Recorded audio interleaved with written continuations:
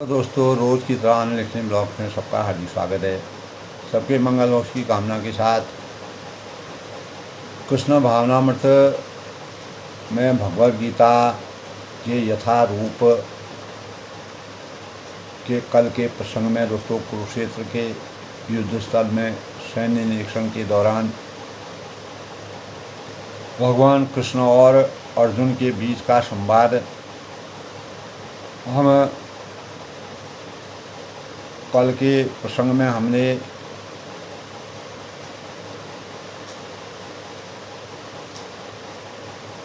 अर्जुन के द्वारा भगवान कृष्ण से कही गई बातों का चित्रण था कि यदि हम ऐसे आतताइयों का वध करते हैं, यानी कौरव जो है वह अनेक प्रकार के अन्याय के सूचक मानक प्रतीक माने गए हैं कि क्योंकि वह न्याय उनके अंतःकरण में धृतराष्ट्र के पुत्र कौरव थे। तो अर्जुन इसीलिए भगवान श्री कृष्ण से कहते हैं कि यदि हम ऐसे आत्ताओं का वध करते हैं तो हम पर पाप चढ़ेगा और अतः यह उचित नहीं होगा कि हम धृतराष्ट्र के पुत्रों तथा उनके मित्रों का वध करें। हे लक्ष्मीपति यानी भगवान श्री कृष्ण से कहते हैं कि इससे हमें क्या लाभ होगा और अपने ही कुटुंबियों को मारकर हम ये दोनों आपस में भाई हैं तो किस प्रकार सुखी हो सकते हैं। कहने का तात्पर्य है कि वैदिक आदेशानुसार आतताई 6 प्रकार के होते हैं। आज कलयुग में भी दोस्तों इस प्रकार की आतताई है। तो विष देने वाला आतताई होता है, घर में अग्नि लगाने वाला आतताई होता है, घातक हथियार से आक्रमण करने वाला आतताई होता है और धन लूटने वाला आतताई होता है, दूसरे की भूमि हड़पने वाला आतताई होता है, पराई स्त्री का अपहरण करने वाला आतताई होता है। ऐसे 6 प्रकार के आतताइयों का तुरंत वध कर देना चाहिए, क्योंकि इनके वध में कोई पाप नहीं रखता। आतताइयों का इस तरह का अगर 100 लोगों के जीवन को परेशान करने वाला अगर एक आतताई होता है, अगर उसका समूल नष्ट किया जाए तो उसमें कोई पाप नहीं लगता है। आतताइयों का इस तरह का वध करना किसी सामान्य व्यक्ति को शोभा दे सकता है। कितना भी नीति संगत व्यक्ति हो, परमात्मा की आसक्ति से विराजमान हो, तो भगवान राम और भगवान श्री कृष्ण इसीलिए यदा यदाहि धर्मस्य ग्लानिर्भवति भारत अभ्युत्थानम अधर्मस्य तदात्मानं सृजामि। इसीलिए इस युग में उन्होंने बार बार जन्म लिया। त्रेता में भगवान राम को जन्म लेना पड़ा। द्वापर युग में जब झुंड के झुंड अनेक प्रकार के दुस्साहसी और आतताई लोगों का दुष्टों का प्रचार प्रसार हो रहा था, तब भगवान श्री कृष्ण को जन्म लेना पड़ा। किंतु अर्जुन कोई सामान्य व्यक्ति नहीं है, वह स्वभाव से साधु है। उसमें अहिंसा परमो धर्म की विचारधारा है, अतः वह उनके साथ साधुवर व्यवहार करना चाहते हैं। साधु ऐसा चाहिए जैसा सूर सुभाए, सारते गही रहे तोता दे उड़ाए। किंतु इस प्रकार का व्यवहार क्षत्रिय के लिए उपयुक्त नहीं। हमारे जीवन में दोस्तों, हमारा मानव शरीर 4 चीज़ों से बना है। मानव शरीर को 4 भागों में भगवान की सृष्टि ने बांटा है। सबसे बड़ा सिर जो जो ज्ञान का सूचक माना जाता है, बुद्धि का सूचक माना जाता है। हमारा वक्षस्थल जो है वो क्षत्रिय, जिसमें सभी चीज़ों को सहने की क्षमता होती है। और पेट हमारा उदर होता है, जो वैश्य यानी हमारे लिए भोजन जिसमें जाता है। और जो हमारे हाथ पैर होते हैं वो सभी की सेवा करते हैं। अगर हमारा सिर परेशान होता है, ब्रह्मांड हमारा परेशान होता है, तो हमारे हाथ पैर उसकी सेवा करते हैं, उदर की सेवा करते हैं। और हमारे वक्ष की सेवा करते हैं। तो ब्राह्मण क्षत्रिय वैश्यों की सेवा करने वाला यानी सहायक माना गया है। तो सभी की बराबर क्षमता है। कोई बुद्धि का द्योतक है, कोई लड़ने का द्योतक है, कोई पेट पूजा करने का द्योतक है, कोई सभी का की सहायता करने वाला, सेवा करने के भाव। तो सेवा भाव सबसे उत्तम भाव माना गया। हमारे शास्त्रों की मर्यादा में सेवा धर्म ही सबसे बड़ा धर्म माना गया। यद्यपि राजा के प्रशासन के लिए उत्तरदायी व्यक्ति को साधु प्रकृति का होना चाहिए, किंतु उसे कायर नहीं होना चाहिए। तो जो उदाहरण के लिए दोस्तों, भगवान राम इतने साधु थे कि आज भी लोग राम राज्य में रहना चाहते हैं। राम राज बैठे त्रिलोका हर्षित भय गए सब सोखा। दैहिक भौतिक तापा, राम राज नहीं का वही व्यापार। किंतु इतना होने पर भी उन्होंने कभी कायरता प्रदर्शित नहीं की। इसीलिए उन्होंने क्षत्रिय वंश में जन्म लिया, क्योंकि क्षत्रिय वंश में जन्म लेने के बाद ही वह युद्ध क्षेत्र में जा सकते थे। परमात्मा ने जो सृष्टि की रचना के अनुसार क्षत्रिय ही उस समय देश काल परिस्थिति के अनुसार युद्ध करने के लिए उत्तम माना जाता है। उसका कर्म क्षेत्र वही था। तो रावण आतताई था, क्योंकि वह राम की पत्नी सीता का अपहरण करना है। क्योंकि स्त्री का जो अपहरण करता है वो भी आतताई माना गया। 6 प्रकार के आतताई होते हैं। आज दोस्तों जो यानी आज के युग में, कलयुग में भी अनेक प्रकार की आतताई हैं, जो घातक हथियार से आक्रमण करने वाले होते हैं। तो ये आतताई कलयुग में सभी प्रकार की आतताई मिलते हैं। तो उन्होंने कभी कायरता प्रदर्शित नहीं की। रावण आतताई था क्योंकि वह राम की पत्नी सीता का अपहरण करके ले गया था। किंतु राम ने उसे ऐसा पाठ पढ़ाया था कि वह विश्व इतिहास में बेजोड़ है। अर्जुन के संग में विशिष्ट प्रकार के आतताइयों से भेद होता है। ये हैं उनके निजी पितामह, आचार्य, मित्र, पुत्र, पौत्र इत्यादि। इसीलिए अर्जुन ने विचार किया कि उनके प्रति यह सामान्य आतताइयों जैसा कटु व्यवहार नहीं करना चाहिए। इसके अतिरिक्त साधु पुरुषों को तो क्षमा करने की सलाह दी जाती है। तो साधु पुरुषों के लिए ऐसे आदेश किसी राजनीतिक आपातकाल से अधिक महत्व रखते हैं।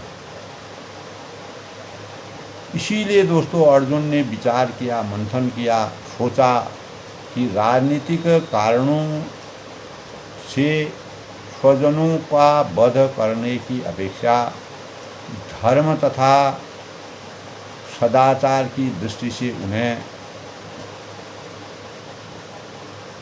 क्षमा कर देना श्रेयकर होगा। अतः क्षणिक शारीरिक सुख के लिए इस तरह वध करना लाभप्रद नहीं, न्याय संगत नहीं है। तो अंततः दोस्तों जब सारा राज्य तथा उससे प्राप्त सुख स्थायी नहीं हो तो फिर अपने स्वजनों को मारकर वह अपने ही जीवन तथा शाश्वत मुक्ति को संकट में क्यों डाले। तो अर्जुन द्वारा दोस्तों कृष्ण को माधव अथवा लक्ष्मीपति के रूप में संबोधित करना भी सार्थक है, क्योंकि वह लक्ष्मीपति कृष्ण को यह बताना चाहते थे कि वे उसे ऐसा काम करने के लिए प्रेरित ना करें जिससे अनिष्ट हो, किसी प्रकार की मानहानि हो। किंतु कृष्ण कभी भी किसी पर अनिष्ट नहीं चाहते थे। भक्तों का तो वह कदापि भी अनिष्ट नहीं चाहते थे। तो यद्यप्य ये ते न पश्यन्ति लोभोपहत चित्तसः कुलक्षयकृतं दोषं मित्रदोहे सपातकम् कथं न ज्ञेयम् अस्याभि पापादस्मात् वर्तितुम् कुलक्षयकूलं दोषं प्रपश्चिद्भि जनार्दनम।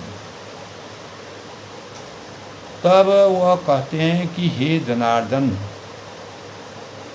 यद्यपि लोभ से अभिभूत चित्त वाले ये लोग जो है, अर्थात इनको अपार लोभ है,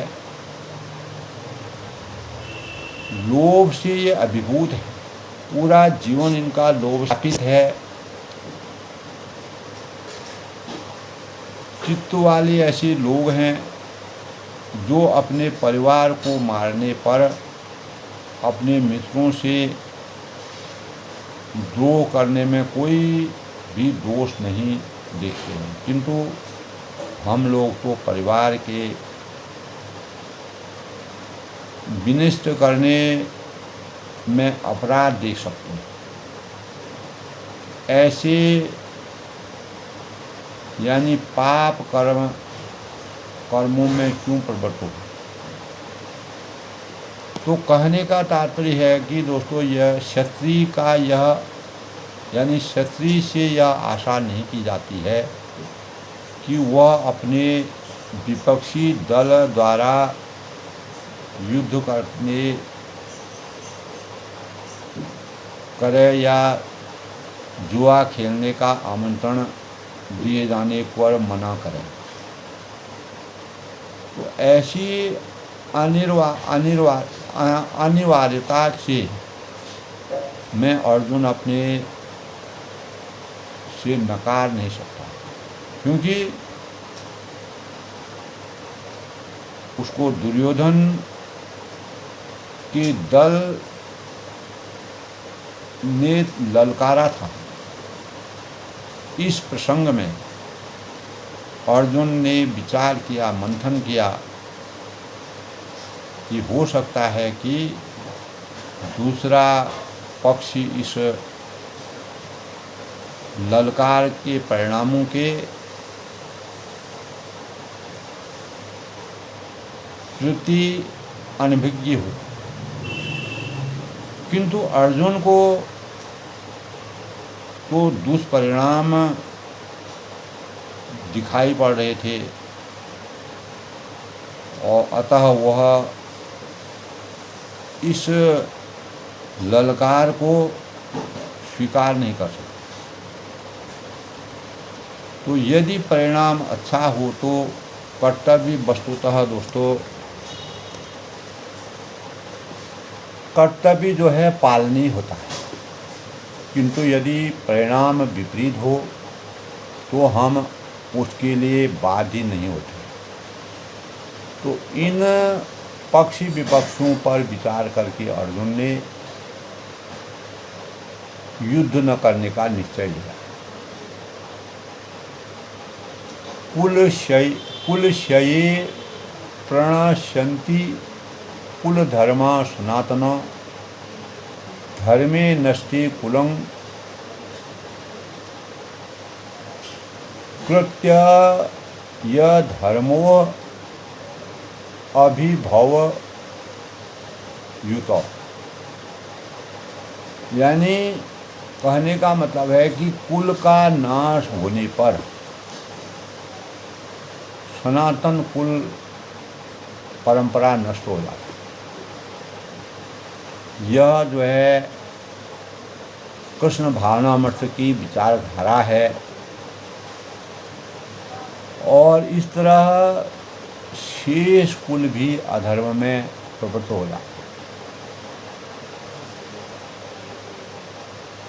तो वर्णाश्रम व्यवस्था में धार्मिक परंपराओं के अनेक नियम हैं जिनकी सहायता से परिवार के सदस्य ठीक से उन्नति करके आध्यात्मिक मूल्यों की उपलब्धि कर सकते हैं। तो परिवार में जन्म से लेकर मृत्यु तक के सारे जो संस्कारों के लिए वयोवृद्ध लोग होते हैं उत्तरदायी होते हैं, किंतु इन वयोवृद्धों की मृत्यु के पश्चात संस्कार संबंधी पारिवारिक परंपराएं रुक जाती हैं, अवरुद्ध हो जाती हैं और परिवार के ही तरुण जो हैं वो सदस्य बंधे रहते हैं। तो वे अधर्ममय व्यसनों में प्रवृत्त होने से मुक्ति लाभ से वंचित रह जाते हैं, मुक्ति लाभ से वंचित रह सकते हैं। अतः किसी भी कारणवश संस्कार के वयोवृद्धों का वध नहीं करना चाहिए। अधर्म अभिभवात् कृष्णः प्रदूष्यन्ति कुलस्त्रिय स्त्रीषु दुष्टासु वासनेव जायते वर्ण संकरः। यानी हे कृष्ण, जब कुल में अधर्म प्रवृत्त हो जाता है तो कुल की स्त्रियां दूषित हो जाती हैं और अस्तित्व के पतन से ही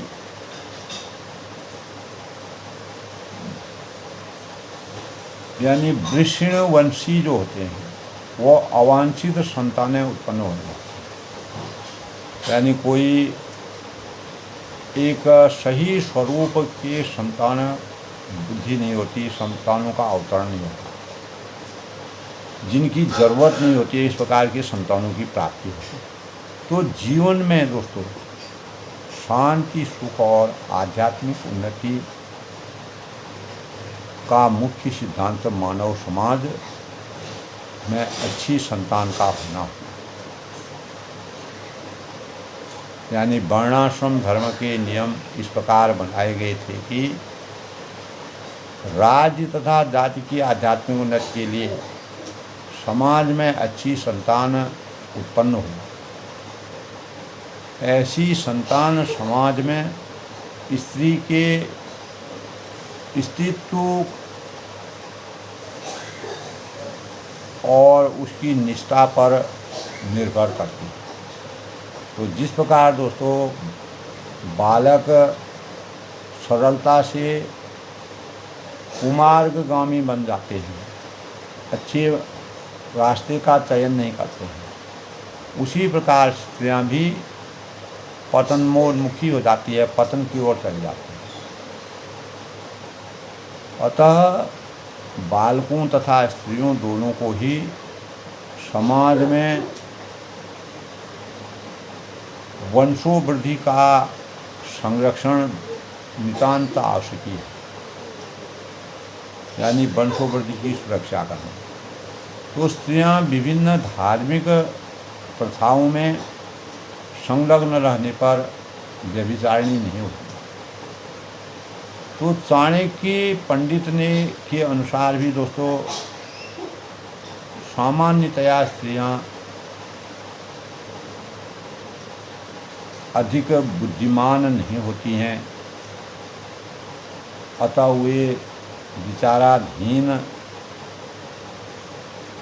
नहीं है, इसीलिए उन्हें विविध कुल या परंपराओं में व्यस्त रहना चाहिए और इस तरह उनके अस्तित्व तथा अनुरक्ति में ऐसी संतान जन्मेगी जो वर्णाश्रम वर्ग के में भाग लेने के योग्य हो। तो ऐसे वर्णाश्रम धर्म के विनाश से यह स्वाभाविक है कि स्त्रियां यानी स्वतंत्रता पूर्वक आज़ादी के साथ यानी पुरुषों से मिल सकें और व्यभिचार को प्रश्रय मिलेगा, जिससे अवांछित संतानें उत्पन्न होंगी और निठल्ले लोग भी समाज में व्यभिचार को प्रेरित करते हैं। इस तरह अवांछित बच्चों की बाढ़ आ जाती है, जिससे मानव जाति का पर युद्ध और महामारी का संकट पैदा हो जाता है। क्योंकि कहा है शंकरो नरक आयव कुल घ्राणां कुलस्य च पतन्ति पितरो भीषांग लुप्त पिंडो उद क्रिया, यानी अवांछित संतानों की वृद्धि से निश्चित ही परिवार के लिए तथा पारिवारिक परंपरा को विनष्ट करने वालों के लिए नारकी जीवन उत्पन्न होता है। ऐसे पतित कुलों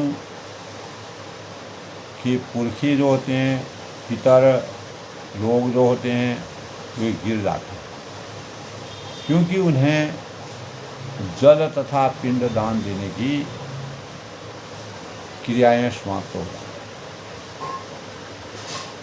तो कहने का तात्पर्य यह है कि दोस्तों सकाम कर्म के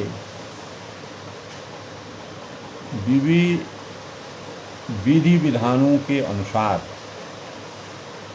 कुल के पितरों का समय समय पर जल तथा पिंडदान दिया जाना चाहिए। तो यह दान विष्णु पूजा द्वारा किया जाता है, क्योंकि विष्णु को अर्पित भोजन से उच्छिष्ट भाग प्रसाद के खाने से सारे पाप कर्मों के से उद्धार हो जाता है, यानी परम गति को प्राप्त हो जाते हैं।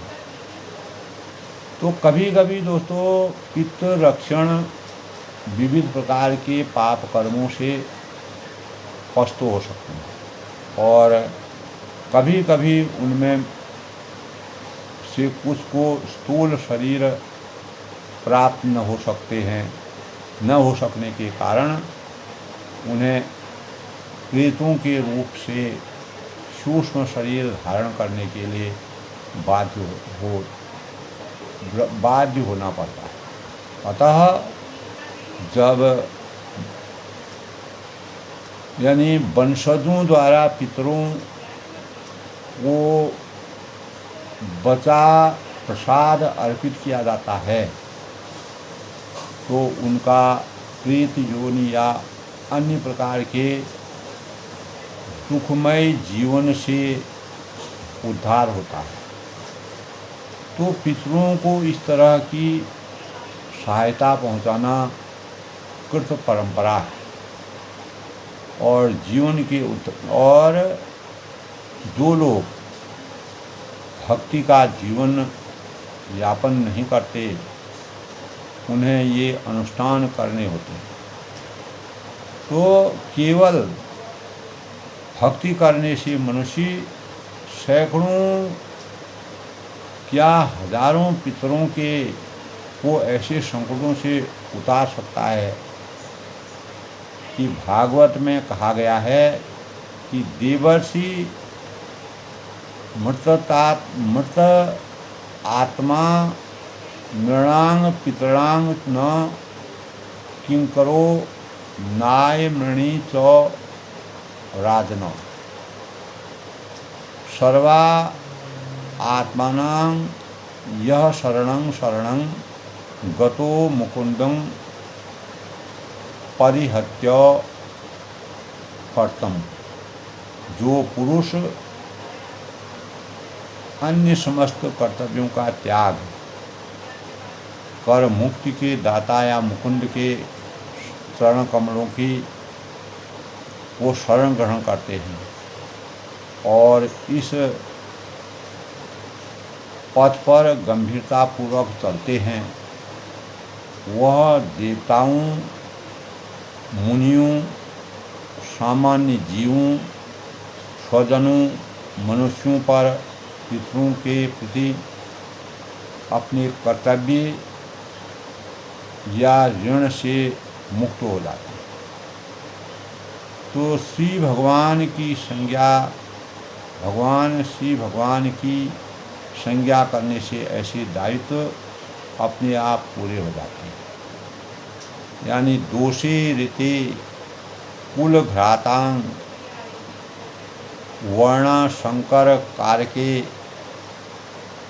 उत्साद्य ततंग जाति वर्मांग कुल धर्माश्च शाश्वता। यानी जो लोग कुल परंपरा को विनष्ट करते हैं और इस तरह अवांछित संतानों को जन्म देते हैं, उनके दुष्कर्मों से समस्त प्रकार की सामुदायिक योजनाएं तथा पारिवारिक कल्याणकारी विनष्ट हो जाते हैं। इस प्रकार दोस्तों सनातन धर्म का या वर्णाश्रम धर्म द्वारा निर्धारित मानव समाज के चारों वर्णों के लिए सामुदायिक योजनाएं तथा पारिवारिक कल्याण कार्य इसीलिए नियोजित है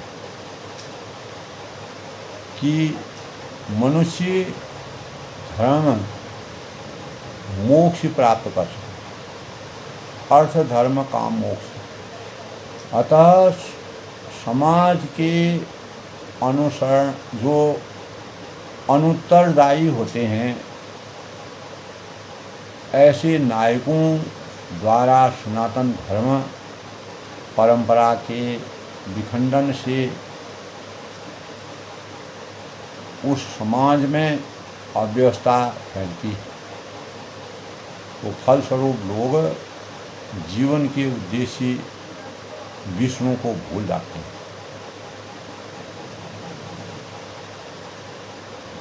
तो ऐसे जो नायक अंध कहलाते हैं और जो लोग इनका अनुगमन करते हैं वे निश्चय ही कुव्यवस्था की ओर अग्रसर होते हैं। इस प्रकार दोस्तों कुरुक्षेत्र के युद्ध स्थल में सैन्य निरीक्षण के दौरान भगवान श्री कृष्ण और अर्जुन के बीच के प्रसंग का वर्णन आज के प्रसंग में संतान उत्पत्ति के बारे में और जो आतताई होते हैं वह कितने प्रकार के 6 प्रकार के आतताइयों का जो प्रसंग है वह कितना व्यावहारिक है, कितना सटीक है और यह वास्तव में आज के भी परिवेश में दिखाई देता है। तो कुरुक्षेत्र के रण में इस प्रकार की आतताइयों का बाहुल्य था, जिसके परिणाम स्वरूप कौरवों के अंदर अनेक प्रकार के संतान उत्पत्ति हुई, जिसका परिणाम उनकी कृष्ण भगवान को अवतीर्ण होना पड़ा। इस प्रकार अर्जुन और भगवान श्री कृष्ण के बीच का मंथन, चिंतन, मनन और मानव रचना का संवाद हम निरंतर करते रहेंगे। आज के प्रसंग में बस इतना। प्रेरणादायक विषय में मैं सबका अभिनंदन करता हूँ, स्वागत करता हूँ। हमें अपने ज्ञान वृद्धि के लिए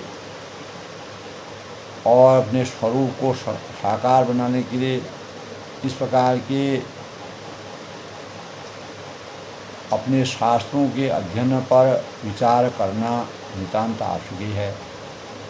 सब लोग सुखी रहें, खुश रहें, प्रसन्न रहें। कल फिर नए प्रसंग से, तब तक के लिए सबका अभिनंदन।